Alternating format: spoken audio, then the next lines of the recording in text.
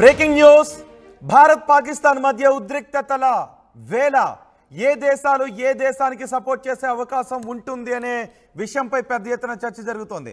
ఇప్పటికే ప్రపంచవ్యాప్తంగా పాక్ ఒంటరిగా మిగిలిపోతున్న సమయంలో చైనా దగ్గరికి వెళ్ళి సహాయాన్ని అడుగుతోంది. చైనా విదేశాంగ మంత్రి పాక్ విదేశాంగ మంత్రి మాట్లాడుకున్నారు. అంటే పాకిస్తాన్కు కావాల్సిన సహాయాన్ని అందించడానికి చైనా సిద్ధంగా ఉన్న సమయంలో అమెరికా భారత్కు సహాయాన్ని అందించడానికి సిద్ధమవుతుంది. ఇప్పుడు అమెరికాకు చెందిన యుద్ధ నౌకలను అవసరమైతే భారత్కు పంపించడానికి కూడా సిద్ధమవుతోంది. ఇప్పుడే అమెరికాకు సంబంధించిన యుఎస్ఎస్ విలియమ్స్ పి లారెన్స్ ఈ రెండు నౌకలు కూడా తైవాన్ సమీప ప్రాంతంలో ఉన్నాయి. ఈ మధ్య తైవాన్ సమీప ప్రాంతానికి చేరుకున్నప్పుడు చైనా ఆ నౌకలు అటువైపు రావటాన్ని అభ్యంతరాన్ని వ్యక్తం చేసింది. ఇప్పుడు అమెరికా చెబుతూ ఉంది అవసరమైతే భారత్కు సపోర్ట్గా ఆ నౌకలను పంపించడానికి మేము సిద్ధంగా ఉన్నాము అని చెబుతూ ఉంది. సరిగ్గా ఈ సమయంలో మనం ఒక విషయాన్ని గుర్తు చేసుకోవాలి. 1971లో పాకిస్తాన్తో భారత్ యుద్ధ సమయంలో అప్పుడు అమెరికా పాకిస్తాన్కి సపోర్ట్గా యుద్ధ నౌకను పంపించింది.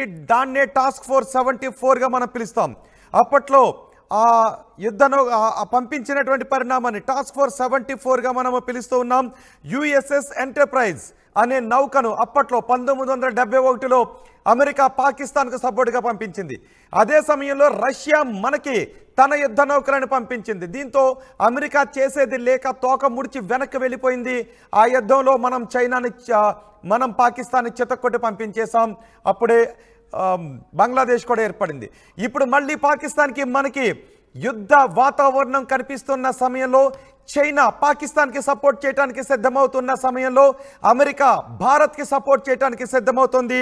అమెరికాకు చెందిన రెండు యుద్ధ నౌకలు యుఎస్ఎస్ విలియమ్స్ పి లారెన్స్ ఈ రెండు నౌకలు ప్రస్తుతం తైవాన్కి సమీపంలో ఉన్నాయి. అవసరమైతే ఆ రెండు నౌకలను కూడా భారత్కు పంపించడానికి సిద్ధంగా ఉన్నాము అని అమెరికా చెప్తోంది. దీంతో ఏ క్షణానైనా ఏమైనా జరిగే అవకాశం ఉంది. ఇప్పటికే చైనా అమెరికాకు మధ్య ట్రేడ్ వార్ ముదురుతూ ఉంది. అన్ని దేశాలపైన ప్రతీకార సుంకాలను వెనక్కి తీసుకుంది అమెరికా, కానీ చైనాపై మాత్రం వెనక్కి తీసుకోలేదు. ఇప్పుడు చైనా పాకిస్తాన్కి సపోర్ట్ చేస్తున్న నేపథ్యంలో చైనా విదేశాంగ శాఖ మంత్రి పాకిస్తాన్ విదేశాంగ శాఖ మంత్రి ఈ సహాయం గురించి మాట్లాడుకుంటున్న సమయంలో అమెరికా భారత్కి సహాయం అందించడానికి ముందుకొస్తుంది. అమెరికాకు చెందిన యుద్ధ నౌకలను భారత్కు పంపించడానికి అమెరికా సిద్ధమవుతుంది. మా ప్రతినిధి రామ్దాస్ ఉన్నారు పూర్తి సమాచారం అందించడానికి. అని ఈ పరిణామంపై మీరేమనుకుంటూ ఉన్నారో మీ అభిప్రాయాన్ని కమెంట్ బాక్స్లో తెలియచేయండి. మా ప్రతినిధి సచిన్తో మాట్లాడదాం. సచిన్, ఇప్పటికే భారత్ పాకిస్తాన్ మధ్య ఏం జరగబోతోంది అనే విషయంపై ప్రపంచ దేశాలు చూస్తూ ఉన్నాయి. అరేబియా మహాసముద్రంలో మన నావికాదళం సిద్ధంగా ఉంది. అలాగే ఇండియన్ ఎయిర్ ఫోర్స్, భారత ఆర్మీ త్రివిధ దళాలు కూడా ఎలాంటి పరిస్థితులను ఎదుర్కోవడానికి పాకిస్తాన్ను చితకొట్టడానికి సిద్ధమయ్యాయి. ఇప్పుడు పాకిస్తాన్కి చైనా మద్దతు తెలిపే అవకాశం కనిపిస్తుంది. ఇరు దేశాల విదేశాంగ మంత్రులు మాట్లాడుకున్నారు. ఇప్పుడు అదే సమయంలో అమెరికా అంటోంది మనకు సపోర్ట్ చేస్తామని. వాళ్ళకు చెందిన రెండు నౌకలను భారత్కు పంపించడానికి సిద్ధంగా ఉన్నాం. యుఎస్ఎస్ విలియమ్స్ పి లారెన్స్ రెండు కూడా తైవాన్లో ఉన్నాయి. తైవాన్ నుంచి భారత్కు పంపిస్తాము అని. సో ఈ పరిణామాన్ని ఎలా చూడాలి, ఏం జరగబోతోంది అనుకోవచ్చు? ఇంట్రెస్టింగ్ గా ఇక్కడ మీరు కనుక అబ్జర్వ్ చేస్తే ఎప్పుడైతే అమెరికాకు సంబంధించి అక్కడ ఇంటెలిజెన్స్ డైరెక్టర్ గా చెప్పుకునే తులసి గబాడ్ కావచ్చు, లేకపోతే అక్కడ ఎఫ్బిఐకి సంబంధించి కాస్ పటేల్ కావచ్చు, ఇద్దరు కూడా భారతీయ మూలాలున్న వ్యక్తులు. మరి ముఖ్య అమెరికా కూడా ఎప్పుడైతే భారత్ కి దండుగా నిలుస్తామని చెప్పుకొచ్చిందో ఆ తర్వాత చైనా రంగంలోకి దిగింది. రోహిత్, చాలా ఇంట్రెస్టింగ్ డెవలప్మెంట్ ఇది. బట్ చైనాకి సంబంధించి ఇక్కడ చైనాకి తైవాన్ కి సంబంధించి ఎటువంటి ఇష్యూస్ నడుస్తున్నాయో చూసాం. అవి ఇన్ఫాక్ట్ తైవాన్ దగ్గర అమెరికా తన యుద్ధ విన్యాసాలు కూడా చేస్తుంది. ఇన్ఫాక్ట్ తైవాన్ కి సంబంధించి అప్పుడు స్పీకర్ గా ఉన్న నాన్సీ పెలోసి వెళ్ళడం ఉద్రిక్తతకు దారితీస్తుంది. చైనా అప్పుడు యుద్ధ విన్యాసాలను కూడా చేస్తుంది. అమెరికా తైవాన్ కి సంబంధించి కూడా యుద్ధ విన్యాసాలు చేయాల్సి వచ్చింది. తైవాన్ లోకి కూడా ఇటు చైనా వచ్చింది అంటూ అప్పుడు చాలా పెద్ద ఎత్తున విమర్శలు కూడా వచ్చాయి. ఇన్ఫాక్ట్ పెద్ద ఎత్తున వార్తలు కూడా వచ్చాయి. ఇప్పుడు అలాంటిది తైవాన్ దగ్గర ఉన్న యుద్ధ విమానాలకు సంబంధించి కావచ్చు, లేకపోతే యుద్ధ వాహక నౌకలకు సంబంధించి కావచ్చు, వాటిని తెప్పించడంలో అమెరికా రెండు విధానాలను ఇక్కడ ప్రతిబింబిస్తుందని చెప్పుకోవాలి. ఒకటి, ఇటు ఇండియాకి దన్నుగా ఉన్నామని చెబుతూనే చైనాను విడిచిపెట్టేది లేదు, చైనాకు హెచ్చరికలు జారీ చేస్తుంది. ఎందుకంటే తలుచుకుంటే అమెరికా రెడ్ సీ మీదుగా అరేబియా సముద్రంలోకి తన యుద్ధ వాహనాలను పంపించే అవకాశం ఉంటుంది. బట్ అక్కడ యమన్లో కాస్త ఇబ్బందికర వాతావరణం ఉంది, హౌతీలకు సంబంధించి ఎదుర్కోవాల్సిన పరిస్థితి. సో ఇటువంటి నేపథ్యంలో ప్రస్తుతం చైనా హెచ్చరికల నేపథ్యంలో ఇండియా చాలా వ్యూహాత్మకంగా అడుగులు వేస్తూ ఉంటే చైనా వచ్చింది. చైనా వచ్చి అడుగులు వేయడం, చైనా మాట్లాడడం, చైనాకు సంబంధించి దన్నుగా నిలుస్తా అంటాం. ఇప్పటికే చైనా భయపడుతోంది. ఎందుకంటే కేవలం బలూచిస్తాన్ లోనే చైనా సోల్జర్స్ ని అక్కడ వాళ్ళు ఇబ్బంది పెట్టి తరిమేశారు. అటువంటి నేపథ్యంలో ఇక భారత్ లో అడుగుపెట్టే పరిస్థితి ఏంటి అనే ఆలోచనలు, అంటే పాకిస్తాన్ కి మద్దతుగా భారత్ కి అడుగుపెట్టే ఆ పరిస్థితి ఏంటనే ఒక ఆలోచన అయితే మాత్రం చైనా ఉంది. సో ఇటువంటి నేపథ్యంలోనే ప్రస్తుతం కీలకమైన అడుగు పడిందనే చెప్పుకోవాలి రోహిత్. ఎందుకంటే ఇక్కడ పాకిస్తాన్ కి సంబంధించి ఎప్పుడైతే మొదలు ప్రకటించిందో 2 వార్షిప్స్ ని పంపించడం.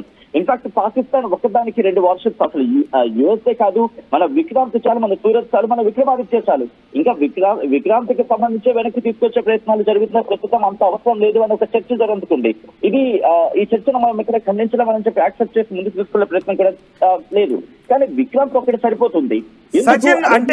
సచిన్, చైనా విదేశాంగ మంత్రి, పాకిస్తాన్ విదేశాంగ మంత్రి మాట్లాడుకున్నారు. ఇప్పటి వరకు కూడా మనం అమెరికా చేసే సాయం గురించి పెద్దగా మాటలు రాలేదు. అమెరికా కూడా తటస్థంగా చూస్తూ ఉంది. ఎప్పుడైతే చైనా పాకిస్తాన్కి సపోర్ట్ చేయడానికి కొంత మొగ్గు చూపుతూ ఉన్న పరిణామాలు జరుగుతున్నాయో అమెరికా ఇమీడియట్గా రియాక్ట్ అయింది. అవసరమైతే తైవాన్ దగ్గర ఉన్న 2 యుద్ధ నౌకలని కూడా భారత్కు పంపించేస్తామని. సో ఈ పరిణామం చైనా విషయంలో ఎటువంటి పరిణామాలకు దారితీసే అవకాశం ఉంటుంది? చైనాకి సంబంధించి ఒకవేళ అదే కనుక ఫిక్స్ అయితే ఇది అన్డౌటెడ్లీ ఇది 3వ ప్రపంచ యుద్ధానికి వెంటనే దారితీస్తుంది. దీంట్లో మాత్రం ఎటువంటి క్వశ్చన్ లేదు. ఎందుకంటే ఇన్నాళ్ళు ప్రపంచం ఎదురు చూసిన ఆ క్షణాలని ఆద్యం పోతే సిచ్యువేషన్ కనిపిస్తోంది. ప్రపంచ దేశాలు మరి ముఖ్యంగా ఇప్పుడు రష్యా కనుక ఏదైనా డెసిషన్ తీసుకుంటే ఇది పాకిస్తాన్ మీద యుద్ధం కాదు, ఇది ఇంకొక ప్రపంచ యుద్ధానికి దారితీసే అవకాశం ఉంది. బహుశా ఇన్నాళ్ళు మాట్లాడుకున్న అంశానికి ఇప్పుడు తోడే అవకాశం కనిపిస్తోంది. ఎందుకంటే ఇది కేవలం అరేబియా సముద్రానికో పసిఫిక్ మహాసముద్రానికో ఆగిపోదు. ఇది బంగాళాఖాతానికి సంబంధించి కూడా, హిందూ మహాసముద్రానికి సంబంధించి కూడా ఇప్పుడు ఇది మొదలయ్యే అవకాశం కనిపిస్తోంది. ఒకవేళ అదే జరిగితే అమెరికా సాయం కాదు, అమెరికాకు అవసరం, అమెరికాకు యుద్ధంలోకి దిగడం అవసరం. అప్పుడు బంగాళాఖాతానికి సంబంధించి ఆ 2 వార్షిప్స్ ఏవైతే అమెరికా పంపిస్తుందో ఆ 2 అక్కడ చూసుకుంటాయి. ఎప్పుడైతే అక్కడ బ్లాకేజ్ అవుతుందో చైనాకు వెళ్లే మరి ముఖ్యంగా చైనాకు సంబంధించి సరఫరా ఆయిల్ కావచ్చు, లేకపోతే వాణిజ్యాలు కావచ్చు బంద్ అవుతాయి. ఎప్పుడైతే బంద్ అవుతుందో చైనా గడ్డు పరిస్థితులు ఎదుర్కోవాల్సి వస్తుంది. అప్పుడు చైనాకి ఎవరు సపోర్ట్ వస్తారు? చైనాకి, ఎందుకంటే అఫ్కోర్స్ చైనా అడ్వాన్స్ టెక్నాలజీ ఉండొచ్చు, చైనాకి సంబంధించి చాలా పురోగతి సాధించి ఉండొచ్చు, చైనాకి సంబంధించి చాలా అడ్వాన్స్ టాక్టికాలిటీ ఉండొచ్చు, టెక్నాలజీస్ ఉండొచ్చు. కానీ అట్ ద సేమ్ టైం అమెరికాను చాలా తక్కువ చేసి చూసే పరిస్థితి లేదు. వార్ విషయం వచ్చినప్పుడు అమెరికా తన వ్యూహాత్మకంగా వెళుతుంది. ఇక్కడ అమెరికానే చైనా సంగతి చూసుకుంటుంది. అమెరికానే చైనా సంగతి చూసుకోవాల్సిన అవసరం అమెరికాకి ఉంది, భారత్ కన్నా ఎక్కువగా. సో ఒకవేళ పాకిస్తాన్ తో చైనా నేరుగా మద్దతుగా దిగి భారత్ మీద పోరాడదాం అనుకుంటే అది చైనాకే దెబ్బ కొట్టే అవకాశం ఉంటుంది. దాంతో పాటు రష్యా భారత్ కి అండగా ఉండే సందర్భం ఉంది. కాబట్టి అన్డౌటెడ్లీ ఇక్కడ భారత్ ను రష్యా కాపాడుతుంది. ఈ నేపథ్యంలో చైనా భారత్ మీద వచ్చే అవకాశం లేదు. ఒకవేళ అదే సిచ్యువేషన్ వస్తే రష్యా ఒక అడుగు ముందుండి భారత్ ని కాపాడుతుంది. ఇక్కడ ఇంకొక విషయం నేను మాట్లాడాలనుకుంటున్నాను రోహిత్. ఇదే సందర్భంలో ఇజ్రాయెల్ కి సంబంధించి కూడా ఇజ్రాయెల్ ఎప్పటికీ తన కొన్ని టెక్నాలజీస్ షేర్ చేసుకుందనే చర్చ జరుగుతుంటుంది. నేను వాటి గురించి ఎక్కువ మాట్లాడాలనుకోవట్లేదు. ఇప్పటికీ మొసాద్కి సంబంధించి డిస్కషన్ జరిగిందనే పేరు వినిపిస్తోంది. కాబట్టి కంప్లీట్ గా రష్యా అలాగే ఇజ్రాయెల్ ఈ 2 భారత్ కి ఒక రక్షణ కవచంగా నిలుస్తాయి. ఒకవేళ చైనా రంగంలోకి దిగితే అమెరికా యుద్ధ నౌకలు ముందుకు వెళ్తాయి. అమెరికా యుద్ధ నౌకలు ముందుకెళ్లి బంగాళాఖాతంలో తిష్ట వేసి కూర్చుంటాయి. దాంతో పాటు మన దగ్గర ఉన్న డెస్ట్రాయర్స్ కి సంబంధించి 13 డెస్ట్రాయర్స్ ఉన్నాయి.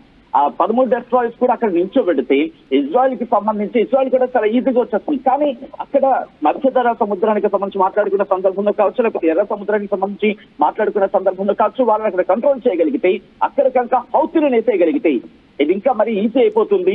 ఇజ్రాయెల్ కి సంబంధించి ఇంకా పూర్తి స్థాయి మద్దతు వస్తుంది. పశ్చిమ దేశాలు కూడా మద్దతుగా నిలుస్తాయి. దాంతోపాటు సచిన్, నిజానికి ఇప్పుడు ఇదంతా కూడా చైనా పాకిస్తాన్ కి సపోర్ట్ చేసే అవకాశం ఉంది. ఇద్దరు విదేశాంగ మంత్రులు మాట్లాడుకున్నారు. ఇప్పటికే చైనా నుంచి ఆయుధాలను పాకిస్తాన్ కి సప్లై చేస్తూ ఉన్నారు. పాకిస్తాన్ కి ఆయుధాలను చైనా అమ్ముతూ ఉంది. సో ఇలాంటి సమయంలో ఒకవేళ చైనా పాకిస్తాన్ కి సపోర్ట్ చేస్తే ఇమీడియట్ గా మా ఇద్దరు నౌకలను మీకు పంపిస్తామని అమెరికా అంటోంది. ఇది ప్రపంచ యుద్ధానికి దారితీసే అవకాశం ఉంటుంది. కొన్ని దేశాలు తమ స్టాండ్ బహిరంగంగా తీసుకునే అవకాశం కూడా ఉంటుంది. ఇప్పుడు అమెరికా ఆ విధంగా రియాక్ట్ అవుతున్న నేపథ్యంలో చైనా కొంత వెనక్కు తగ్గే అవకాశమే ఉంటుందా? చైనా ఖచ్చితంగా వెనక్కి తగ్గుతుంది. చైనా ఏంటంటే ఫస్ట్ ఎప్పుడు కవ్వింపు చర్యలకు దిగుతుంది, అంటే మనం పరీక్షిస్తుంది. వాళ్ళ మూవ్మెంట్ ఎలా ఉంటుందో చూస్తుంది. ఎందుకంటే తైవాన్ లో చూసాం, తైవాన్ తో పాటు అక్కడ మరికొన్ని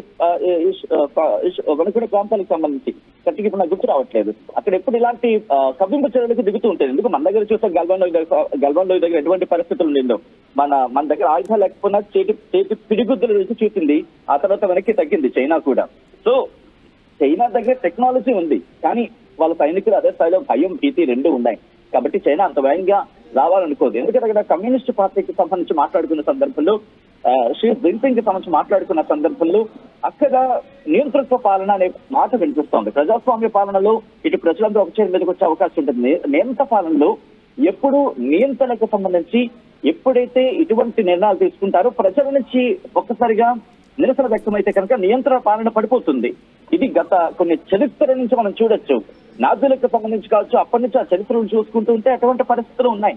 కాబట్టి చైనా ఇప్పుడు అంత వేగంగా దుందుడుకు చర్యకు వెళ్ళదు. ఒకవేళ అటువంటి పరిస్థితులు వస్తే కనుక ఒకవేళ చైనా బహిరంగంగా స్టాండ్ తీసుకుంటే, అమెరికా బహిరంగంగా ఇండియా స్టాండ్ తీసేసుకుంటే బలాబలాలు ఏ విధంగా మారిపోయే అవకాశం ఉంటుంది? యాజ్ ఆఫ్ నౌ అయితే మాత్రం చైనా నేను వెళ్తున్నాను అనుకోవట్లేదు. బలాబలాల వరకు మనం ఆలోచించాల్సిన అవసరం లేదనుకుంటున్నాను. రైతు ఎందుకు నేను ఈ మాట అంటున్నానంటే కనుక పాకిస్తాన్ కి సపోర్ట్ ఇవ్వాల్సిన అవసరం లేదు. ఒకవేళ సపోర్ట్ ఇవ్వాలి అనుకుంటే కనుక నిన్న ఇచ్చిండేది. తటస్థ వేదికకు సంబంధించి ఇన్వెస్టిగేషన్ కి సహకరిస్తూ ఉంటుంది. అంటే ఇక్కడ భారత్ అవసరాన్ని కూడా చైనా కోరుకుంటోంది ఇండైరెక్ట్ గా. అలాంటి పాకిస్తాన్ విడిచిపెట్టుకోలేదు. ఎందుకు విడిచిపెట్టుకోలేదు? పాకిస్తాన్ కి సంబంధించి బలూచిస్తాన్ మీదుగా పీపీ క్యారిడార్ వేస్తోంది. ఎందుకని? ఇటు భారత్ వరకు దానికి అరేబియా సముద్రం వరకు కూడా వాళ్ళకి వాణిజ్యం జరగాలి. ఎందుకు వాణిజ్యం కోసం ప్రయత్నిస్తోంది? వాళ్ళకి ఇప్పుడు వాణిజ్యం జరగాలంటే వాళ్ళకి సీపోర్ట్ లేదు. అంటే పశ్చిమ దేశాలతో జరగాలంటే కనుక బంగాళాఖాతం మీదుగా హిందూ మహాసముద్రం నుంచి అరేబియా సముద్రంలోకి రావడం, లేక పెసిఫిక్ మహాసముద్రానికి వచ్చి అలా వాణిజ్యం చేయాలి. అంటే ముఖ్యది అంటే కనుక కుడి చేతి నుంచి తిప్పి ఎడం చేతి నుంచి వచ్చి అప్పుడు మళ్ళీ చూపించినట్టు ఉంటుంది. సో పక్కన సో దాన్ని మిటిగేట్ చేయడానికి పాకిస్తాన్ ని ప్రెసెంట్ చాలా అవసరం. ఇక్కడ మళ్ళీ నేను నోట్ చేస్తాను కీ పాయింట్ గా, అవసరం మాత్రమే, కానీ ఎమర్జెన్సీ కాదు, అత్యవసరం అయితే కాదు. ఎందుకంటే తన గురించి తను ఆలోచించుకునే పరిస్థితుల్లో పాకిస్తాన్ చిన్న పీస్ మాత్రమే. ఒకవేళ పాకిస్తాన్ అనేది కనుక ఎగిరిపోతే ఇటు ఇండియాతో కాస్త మైత్రి సంబంధం పెంచుకుంటుంది. పోయింది అంత లాంగ్ స్టాండింగ్, అంత లాంగ్ డిస్టెన్స్ కవర్ చేసుకో బదులు ఇండియాతో మైత్రి సంబంధంకి వెళ్ళిపోతే కనుక చిన్న క్యారిడార్ ఇచ్చేస్తుంది ఇండియా. సో సంబంధం మెరుగైపోతుంది. సో చైనా రెండు వైపులా కూడా ఆలోచిస్తుంది. ఎందుకంటే ఇండియాతో అంత పీగలు కోసుకునేంతగా ప్రజెంట్ అంత సిచ్యువేషన్ లేదు, అంత శత్రుత్వం లేదు. ఇక దౌత్యపరంగా మాట్లాడుకున్న సందర్భంలో కూడా ఉన్నాయి. బట్ ఇటు పాకిస్తాన్ తో పోల్చుకున్నంత టెర్రరిజం యాక్టివిటీ అయితే మాత్రం చైనాతో మనకి లేదు. బట్ అఫ్ కోర్స్ అక్కడ వాళ్ళ కప్పింపు చర్యలు ఉన్నాయి. బట్ డిఫెన్స్ పరంగా చూసుకున్నప్పుడు మనకి ప్రెసెంట్ అంత లేకపోవచ్చు. కానీ మీరు చూస్తే ఈ రోజు లేటెస్ట్ డెవలప్మెంట్ లో రఫేల్ యుద్ధ విమానాలని ఇంకొక 26 సబ్జెక్ట్ టు కరెక్షన్ 26 రఫేల్ యుద్ధ విమానాలని భారత్ కొనుగోలు చేసేందుకు $60,000 వెచ్చించబోతోంది. అంటే మూవ్మెంట్ బట్టి అర్థమవుతోంది భారత్ ముందుకు వెళ్లే ప్రయత్నం చేస్తోంది. సో ఇచ్చిన సినారియోలో పాకిస్తాన్ ఈ రోజు పహల్గామ్ లో చేస్తున్న దాడి ఇంకొకసారి ప్రపంచం ఎవరి వైపు ఉందని చూపించే ప్రయత్నం చేస్తోంది. కానీ ఇక్కడ చిన్న ఇబ్బంది ఉన్న వాతావరణం ఏంటంటే కనుక అఫ్కోర్స్ మనకి సౌదీ అరేబియా సపోర్ట్ ఉంది. ఒకవేళ ప్రపంచ దేశాలకు సంబంధించి మద్దతు, లేకపోతే ప్రపంచ దేశాలకు సంబంధించి మూడో ప్రపంచ యుద్ధము అటువంటి వాతావరణం వస్తే ఇరాన్ ఏం చేస్తుంది? ఇరాన్ సంగతి చూడాల్సిన అవసరం ఉంటుంది. అక్కడ ఇరాన్ సంగతి చూసుకోగలిగితే కనుక, ఇరాన్ సంగతి ఇజ్రాయెల్ చూసుకున్నా, లేకపోతే అలా కొన్ని ఈ సెగ్రిగేషన్ చేయగలిగితే కనుక అప్పుడు మనకైతే మాత్రం కంప్లీట్ గా అయితే మాత్రం కాస్త ప్రొటెక్టివ్ వే కనిపిస్తుంది, ప్రొటెక్షన్ లాగే కనిపిస్తుంది. మన ఫోకస్ అంతా కంప్లీట్ గా పాకిస్తాన్ మీద పెట్టే అవకాశం ఉంటుంది తప్ప చైనా మీద పెట్టవలసిన అవసరం లేదు. ఎందుకు పెట్టవలసిన అవసరం లేదు అంటే కనుక చైనా పాకిస్తాన్ కి మద్దతుగా సెకండ్ అంటే బ్యాక్ హ్యాండ్ సపోర్ట్ లో వచ్చే అవకాశం మాత్రం ఉంది. నేరుగా రంగంలోకి దిగితే చైనాకే తెలుసు. ఎందుకంటే ఎదిగే క్రమంలో దెబ్బ పడితే అది అమెరికాకు మేలు అవుతుంది తప్ప వీళ్ళకి ఇబ్బంది కాదని చెప్పి. ఎందుకంటే అమెరికా మౌనం ఉంది. అమెరికా మీద యుద్ధానికి వెళ్లే అవసరము అటువంటి సినారియో చైనాకి. ఇప్పుడు